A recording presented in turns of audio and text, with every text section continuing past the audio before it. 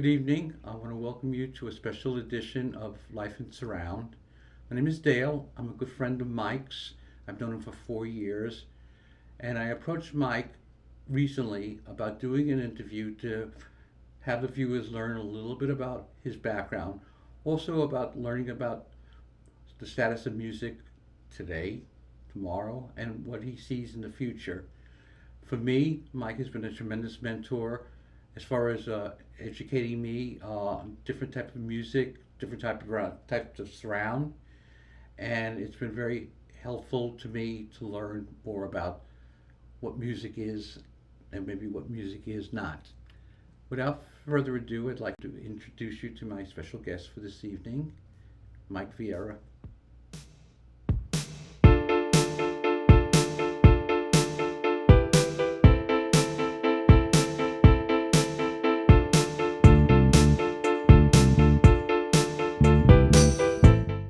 Mike, I really appreciate you doing this. The first part of the interview is going to be dealing with your background a little bit before we move on to the music part. Can you tell me where you grew up? Sure. For the Star Wars nuts in the crowd, I was born in the same city as George Lucas, which is being name dropped more and more in movies these days as kids who grew up on Star Wars now are taking over production roles at movie companies, and that would be Modesto, California, sort of in the northern part of the Central Valley. I come from a line of dairy workers and agricultural, like fruit pickers. Mhm. Can you tell me a little bit about your family? Sure. My parents are both very hardworking people. My mom moved me out to Bay Area, California, closer to Oakland, when I was still a pretty small child. So I am living in my hometown is also my childhood town, where I get to raise my son and see him do the same stuff that I did as a kid. So I kind of already know the stupid stuff that he probably has in mind and where to Mhm. find him. And yeah, I have loving family on both sides, and I would say I got kind of acquainted with classical music from my mom, honky tonk music from my dad, metal from my brother, and then like musicals and world music from my uh, former girlfriend's family, now my wife, and so yeah, I have cool family all around. Mhm. I'm definitely by far the biggest surround nut of the bunch. I agree. That is for sure. I know that you served in the military. Where did you serve? For how long? And are you still in the military? I have been in the military for almost 15 years. I'm still in. I'm a reservist now. I've done quite a few years of active duty, including a couple of overseas combat tours, Mhm.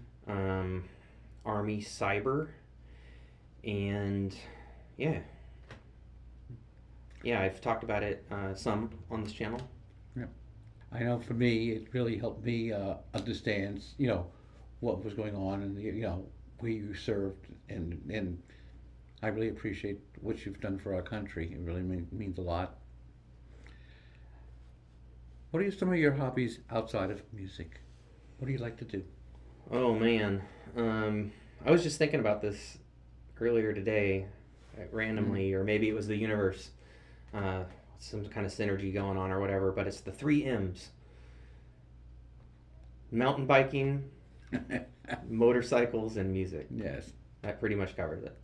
What? Okay, we're going to move on to the musical part of that. How has your musical taste evolved over the years? Interesting. The fastest growing uh, section of my collection, if you will, is mellow music. I've been trending away from harder, faster art forms like hard rock, various forms of metal, more into singer-songwriter, electronica, ambient, relax music. Uh, yeah, I guess I don't know if I'm getting old or just need to soothe my nerves more.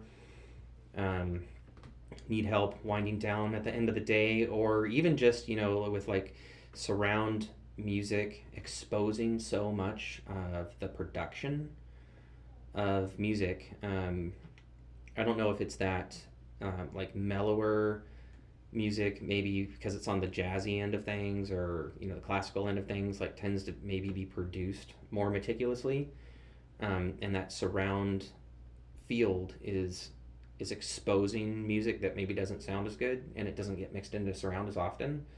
So being that I've been just absolutely bonkers about surround for around 10 years, given that there's lots of jazz, classical, pop, songwriter, ambient, electronica, you know, um, that tends to be like what I've given the most opportunity to in the last decade. And yeah, I'll always be a metalhead and a rocker at heart, but I've been shifting more toward stuff that sounds good in surround, point blank. I was going to ask you to doing a follow-up question to that. You were talking in general what you like. What specifically would you say is where you're at right now as far as music is concerned? So in terms of genre, I'm pretty much all over the place.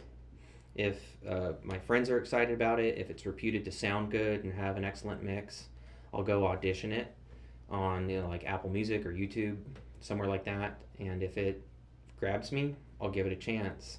And that could be anything from, honestly, anything. I mean, in my collection, I've got some Hmm. country, R&B, metal, rock, world, electronica, experimental, people banging on pots and pans, plenty of, singer songwriter type of stuff. Um, but where I've been like really fascinated the last, better part of this last year, I guess, would be quadraphonic music.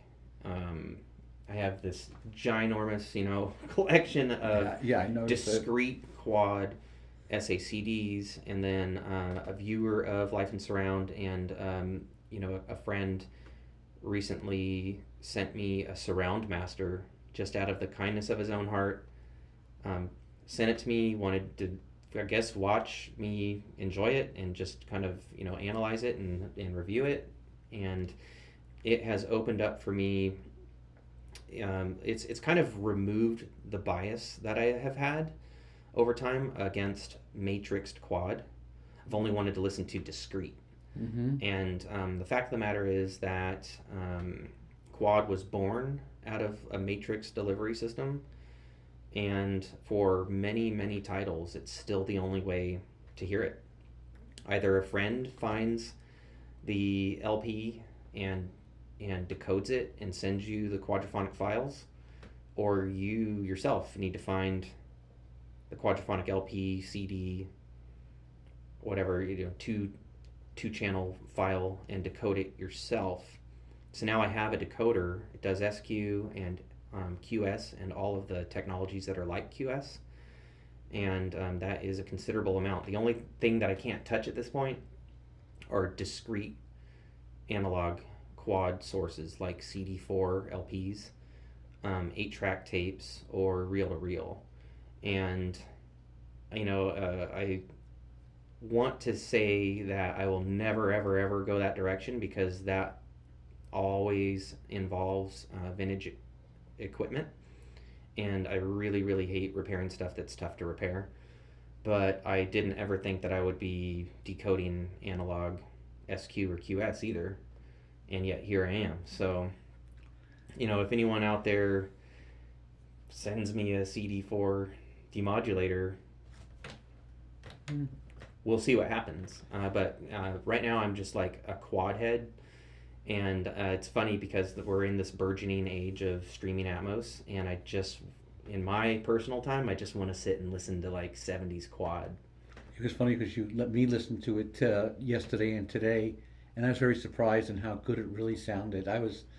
It was eye-opening, definitely. Listening to Switch on Bach Mm-hmm. on a record, through the Matrix. It was fascinating. I really liked it. Yeah, and then earlier Dark Side of the Moon from the Blu-ray, That was amazing. and that was discrete. Right. Alan Parsons mixed that for SQ, but try to find a Dark Side of the Moon SQ LP in good condition, Mm. and you'll have to take out a mortgage. Uh huh.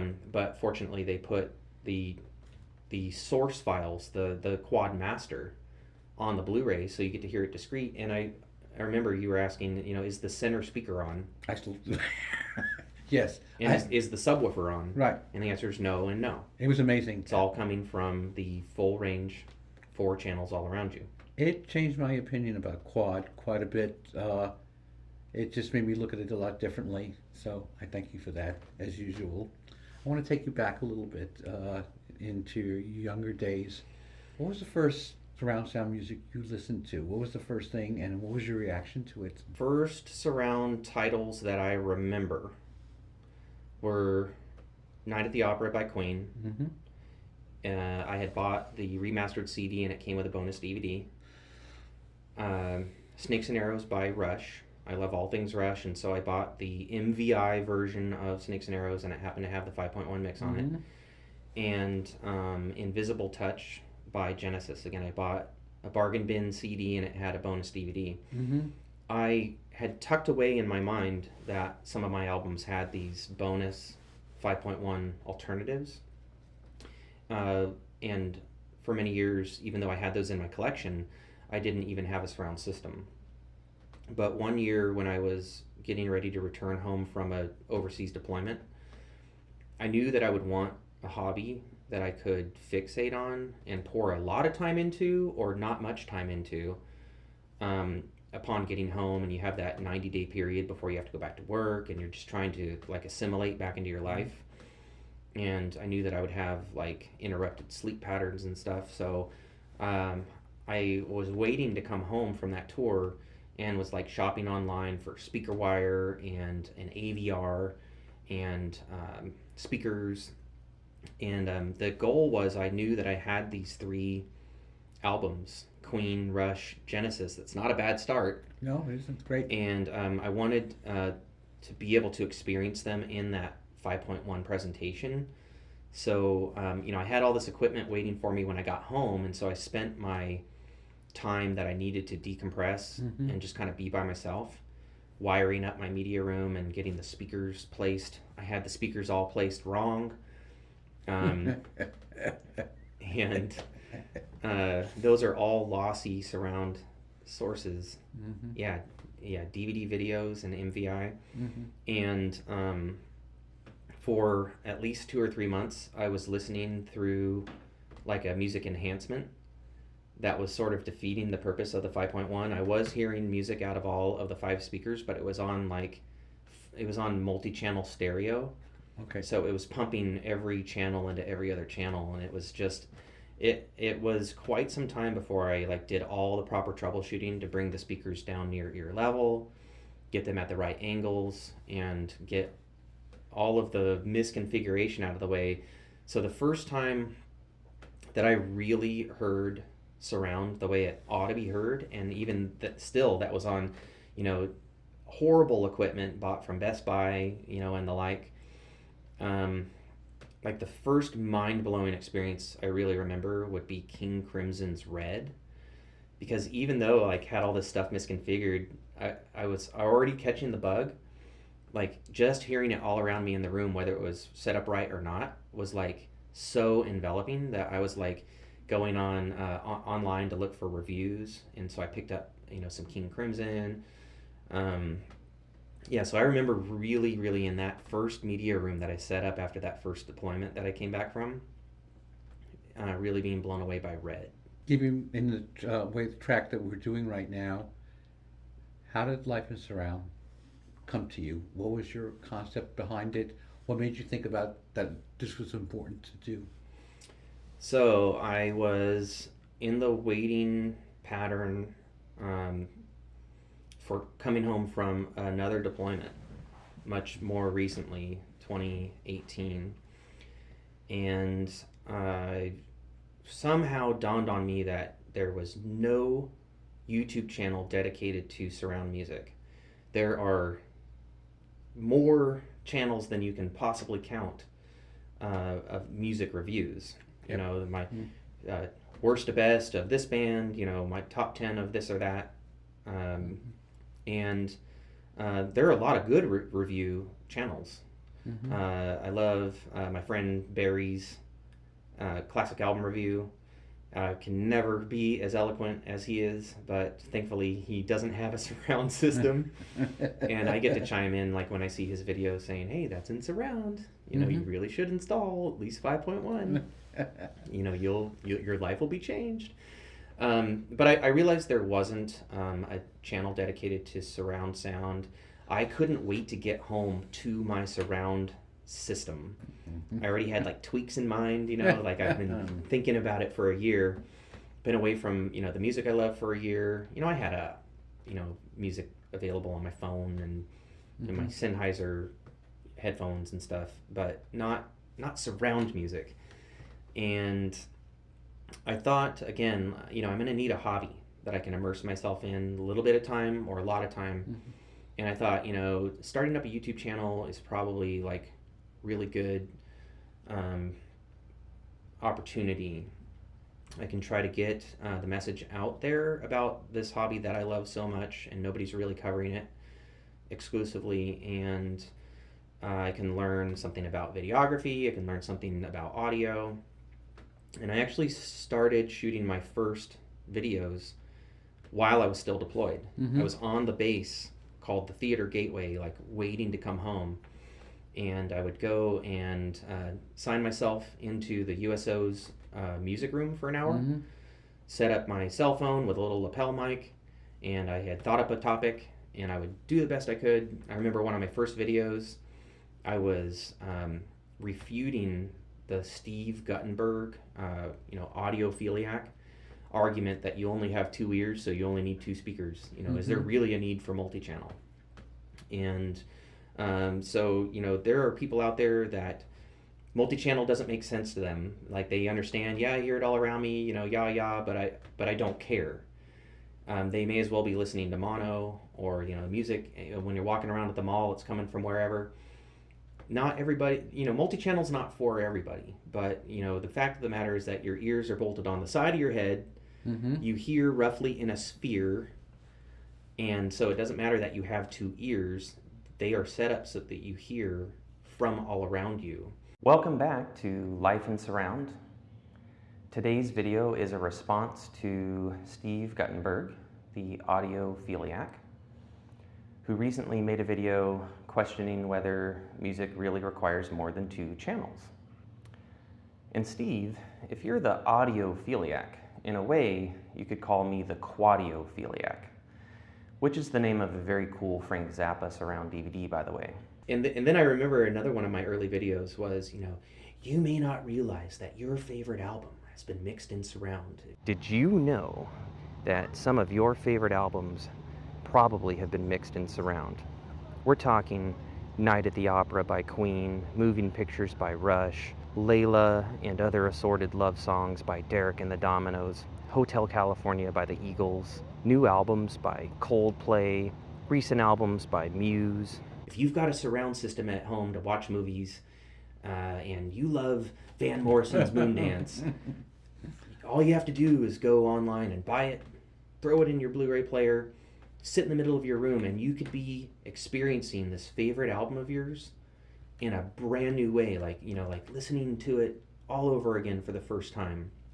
And so I just kept like confirming that, like, okay, this is a good idea. I care about this topic. And when I started this channel, I didn't know if there would be 10 people interested. I had no idea if there would be subscriptions or likes or what. All I knew is that I wanted to do it. It felt important to me, and it was that outlet that I was looking for. When you're coming home from deployment, you got to have something to just obsess on if you need to, and check out of this world and deep dive. And it really was there for me when I needed it. And then as I saw the impact that it was having on friends, Mm-hmm. strangers, Mm-hmm. family, myself, making me sit and listen to music in like a more attentive way. Follow-up question to that is, how do you see your channel, Life and Surround, evolving? I don't know. It could be devolving. It keeps changing. I intentionally try to avoid burnout. I have a very busy life with career. I'm a dad to a young person. I want to have time to sit and listen to music myself. I'm Mm-hmm. constantly tearing apart and rebuilding systems and Yeah. adding in different components and testing stuff out. I therefore have had to move from like a more intensive video style with slides of mixed diagrams and musical examples and all these kinds of things, um, to trying to learn how to shoot the kind of video that can be edited quickly, feels natural, and can be just shot and delivered to the viewer without a lot of pain and without a lot of time. And I've always sought to try to have a style of a friend sitting in their living room telling you about something Mm-hmm. that they want that they want to share, And so I've tried to avoid having like an overly like academic or stiff or formal feel. I am your friend sitting in my living room telling you about something that I'm excited about, and so I hope you will be too. I have followed you for since almost the get-go. I was one of those gawkers that would just watch your channel, not say anything.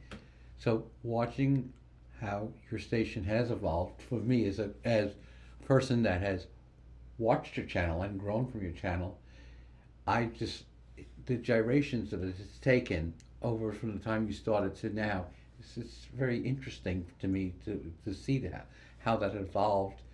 Um, I just think that for me, listening to you, just the idea of streaming music, it's in surround, and that Apple Music, Tidal. I never thought I'd pay for music to listen to it. You keep on telling me that this is where the future lies. Yeah, unfortunately, yeah, the Mm-hmm. future really is going to be heavily invested in streaming. Mm-hmm. I keep saying there's a growing body of albums that are only on streaming services and they never will receive a physical release. And you either are interested in that title, not title. I understand I'm that. Apple Music man. Yes. You're either interested in that title and you can handle that it is lossy Atmos, or Mm-hmm. you're not. There are definitely people who are digging in and they're like physical only. You can put it out on an SACD, a DVD, or a Blu-ray, or I'm not interested, and that's fine. But like recently, Megadeth put out Rust in Peace in Atmos, Mm-hmm. and that is a iconic desert island album for me. So I wish it would come out on a Blu-ray so I could hear the bass better defined and these little nuances that don't come across as well as I would wish on streaming Atmos. But if I'm given the choice to hear that record in Atmos all Mm-hmm. around me, guitar solos panning crazily all around the room, and on the screen it tells me if it's Dave Mustaine or Marty Friedman or whatever, I'm in.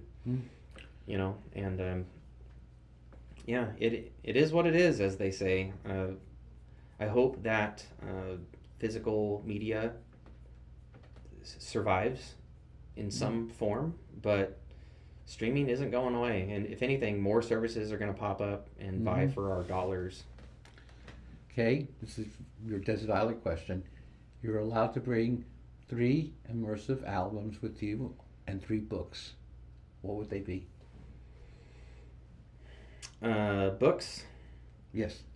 I'm going to bring my Kindle, and it's already loaded with That's not a fair.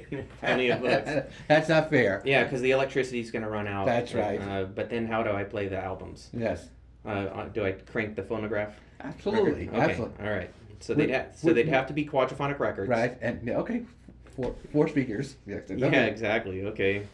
Man, so like what has just absolutely blown me away in terms of surround that I just would Your favorites. would constantly want to come back to? Well, Yoshimi Battles the Pink Robots is an example of a crazy surround mix that fits the material and is packed with songs that I remember clearly and enjoy hearing, and it still feels fresh. So that would have to be on my list. I'd want to go with like some sort of crazy 70s like quad sourced type of thing. So, I mean, just because I saw it out of the corner of my eye, I'll go with Herbie Hancock's Headhunter. Okay. So, but it could be like anything from that sort of genre, like Tomita would definitely, Okay. be a contender for that sort of thing. And then, I don't know, if I had like an Atmos setup, if I could, sky's the limit, Yeah. Okay. you know, Sky's the limit. It's your choice. man, boy, this is tough. This is tough. I'm not sure this is fair. Um, Oh, certainly it is. so I don't know. I could approach it like a different way. Like I would want an Elliot Shiner mix. I'd Okay. want a Steven Wilson mix. I'd want something from Bruce Sword. My favorite mixing engineers, Bob Clearmountain. Mm-hmm. So let me see. Roxy Music Avalon, Bob Clearmountain, All right. or who did Toto 4? Did he do Toto? I think it was Elliot Shiner did Toto. Oh, okay. Toto 4, because you bought me the SACD? Yeah. Oh, you went halves. I went halves. Yeah, you went halves. And I'll go with, Headhunter. I'm surprised that you did not mention Rush. Mm? That surprised me. I would have said that would have been the first one you would have picked. Well, I've got every one of their albums memorized, so I could just sing them to myself. No need for the playback. So, Mike, what music is on your continual rotation that doesn't ever come off? I'm tempted to say nothing because there's only so much time that we have in this life, Okay. and already have a considerable amount of albums, and I'm acquiring them quicker than I get rid of them. So I think I could listen to an album a day for a few years Mhm. and maybe get through them all. So I try my best to really keep going through the albums that I have and Mhm. not really get stuck on albums, since you can kind of you can burn out that way. I do listen to a lot of Rush. They are a feel good, energizing group for me. So the golden years there, from Fly By Night through Grace Under Pressure, I do listen to those quite a bit. But again, I try not to burn out, and I try to give other stuff a chance. Okay. But like the top 10 style videos that I've done on this channel would be an indication of ones that, like, when I thought it'd be a good idea to do a top 10, like, they readily came to mind. So like any concert mixed by Steven Wilson or Elliot Shiner, those classic albums that have received like a good mix on a solid media like DVD audio. So your Fleetwood Mac, Rumors, Deep Purple, Machine Head, Emerson, Lake and Palmer, Brain Salad Surgery, 2001.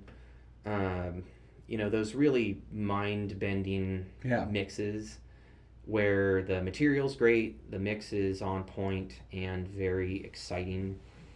And but I try to really mix it up across genres. Mhm. Hard rock, metal, ambient, electronic, some folk, singer-songwriter type of stuff. And in my car I listen to stereo, and then like right behind you I built a stereo system. And so from stereo to quad to 5.1 to 7.1, Atmos, RO3D, Mm-hmm. and then like genres and um, and different mixing types and the different formats. I'm all over the place. Last question. Okay. Last question. Last question. Oh boy, it's better be a good one. If you were able to change something in the music business and music, what would that be? If I were to change something about the music business, there is a phenomenon in the surround loving, world, the surround music hobby, uh, known as Tomb. Tired of mega box sets, Okay. and Mm-hmm. that's where a desirable album gets mixed by a qualified great engineer, and the only way to get at it is to buy an expensive box set. And we'll use an example that you brought up, or you at least alluded to a few minutes ago. Rush, A Farewell to Kings, mixed by Steven Wilson. Mm-hmm. You have Rush. Yes. You have a golden era album Mm-hmm. mixed by Steven Wilson, and he nailed it, completely nailed it. I agree. Even mixed a bunch of bonus, material that he found, and that nobody had ever heard. Um, but the only way to get it was in the 40th anniversary Super Deluxe. Now, if you are enterprising, and like at the time, I bought a couple copies and I waited just before Christmas and I flipped one, Mm-hmm. and so it brought like the total cost down for me to something less crazy than $100 plus, Mm-hmm. but still probably pretty crazy for a single album. So, Tomb, tired of mega box sets. If a mix is released in a box set, the thing I would change would be that it would also receive a standalone release, Mm-hmm. or at least just like, the CD and the Blu-ray. And because like I like to listen to music in my car, that's actually my preferred Yes. package. A CD, multi-channel disc, call it a day. Mm-hmm. And I'd prefer it, to be as close to the price of a single album as possible. 30, $40, doesn't really hurt that bad. All right, and then what I would change about music is that, like I recently heard Rick Beato argue that the music industry has lost the ability to find and nurture talented musical groups. And so more and more these days, a talented singer or a talented, songwriter or composer of some sort, they're being discovered off of TikTok or YouTube or something of that sort. But we're rapidly losing touch with, that classic album forming um, method of kids having to get together with borrowed gear, stolen gear in a garage, and learn how to play together, learn each other's strengths, learn each other's weaknesses, avoid the weaknesses, gravitate toward the Mm-hmm. strengths. You develop your style.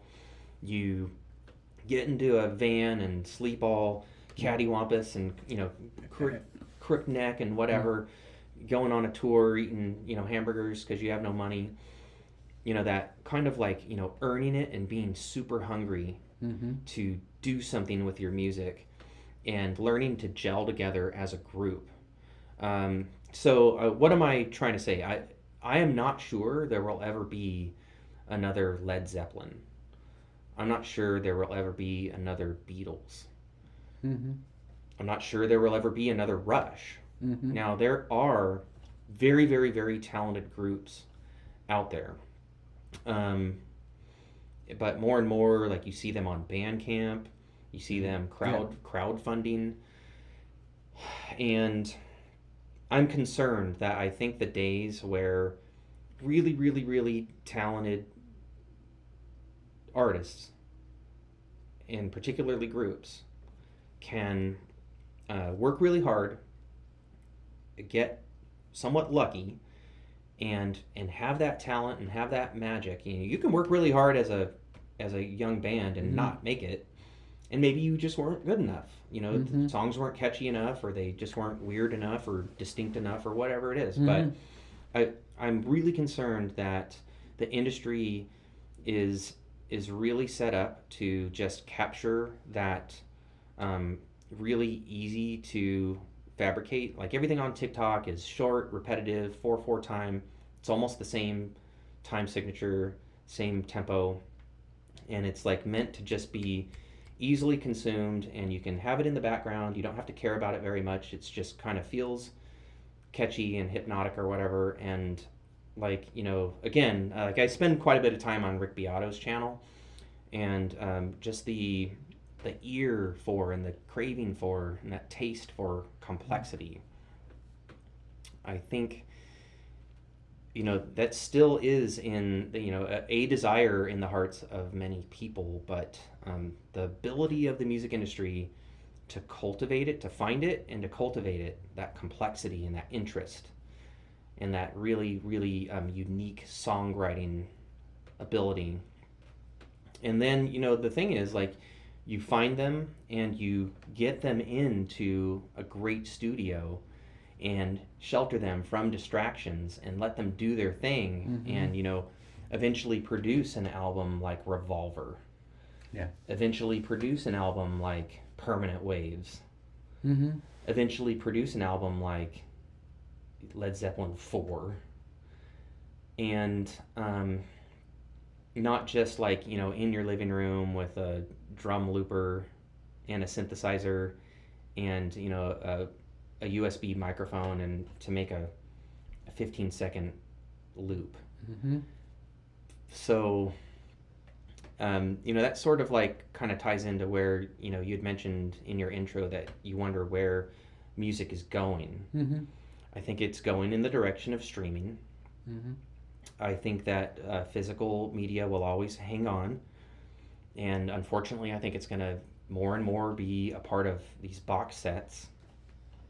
Mm-hmm. And so you're going to have to decide, do I really want this multi-channel mix badly enough?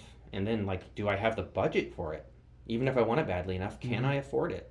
There is new music, like up on Apple Music, the Immersive, that spatial audio section. Spatial, yes. Has new music, and some of it is very good. But I just see, like, even like the newer stuff that's coming out from like a current group, like they've been around a while. Lord's been around a while. Even The Weeknd has been around a while now. Yeah. Mm-hmm. And I'm concerned about yet to be discovered talent getting the resources and the time to cultivate that they need to really produce something artistic, and then for that to be greenlit for a really excellent multi-channel mix, and then to make it to listeners losslessly at an affordable price. No. Is that too much to ask for?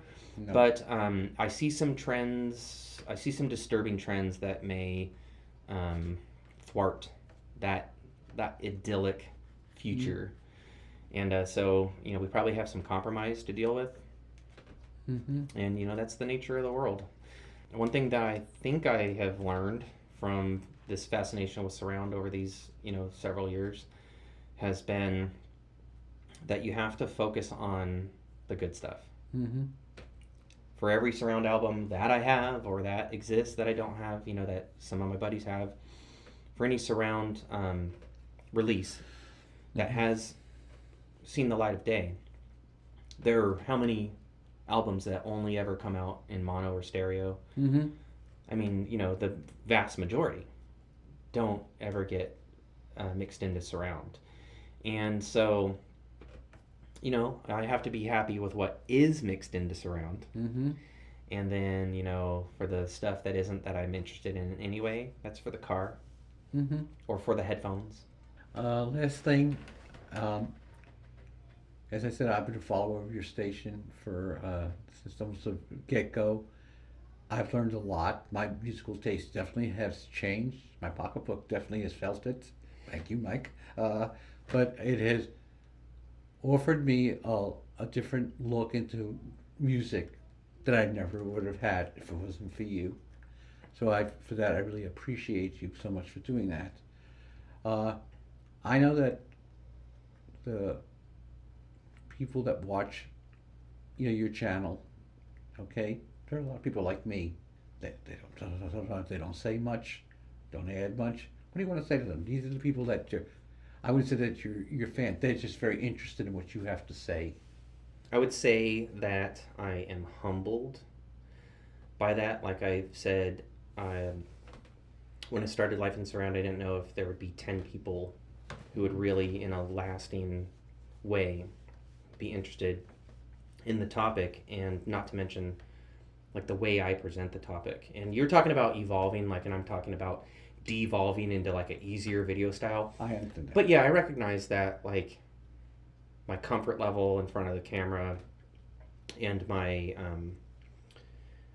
I've learned a thing or two about what not to do, and trying to get better at, like, in a very concise way, deliver interesting, helpful, hopefully, entertaining or just enjoyable content to other people, to share my love of surround music with them.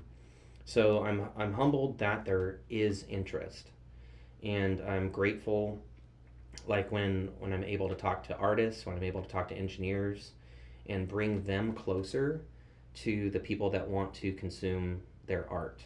That's always very special for me.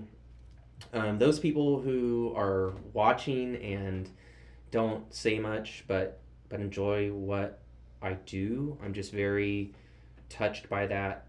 Obviously, I love it when people do make comments and I can interact with them, and then, like, I get messages sometimes, and those messages can grow into friendships. Like, I got a message from you 4 years ago, and now here you are. I know. Yeah. In my house. Uh-huh. Getting to know my family and getting tours of all my systems and stuff. But that, anyone that, if I make a video and it reaches someone and helps them decide to buy an album or not buy an album, or teaches them something, like maybe they can tweak their system in a little bit better way, or make a different choice that works better for them, for like a piece of gear, or like a method for listening. Bottom line, when I am able to make someone's life better by doing this thing that I want to do anyway, I'm going to sit and listen to these surround albums anyway, with or without you. But the fact that I get to share it, and when that does anyone else any bit of good, that's just an amazing thing. And particularly when I hear about it, or somehow like I understand that it's appreciated, that just, like, nothing feels better than that. Well, I want to thank you for your time. I really appreciate it. Thank you for answering my questions. I hope everybody got something out of it. So thank you. And thank you as well. I've had fun. Me too. All right, everybody. Live life in surround. Peace. All right, cool.